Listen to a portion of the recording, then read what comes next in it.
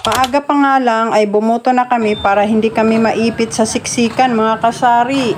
Pagkarating ko nga ay binigyan muna kami ng number para pipila kami doon sa loob. Siguro kalahating oras din ang inaantay namin doon sa loob bago nag-umpisa. Kasi inuuna po kasi yung mga senior citizen at saka mga PWD.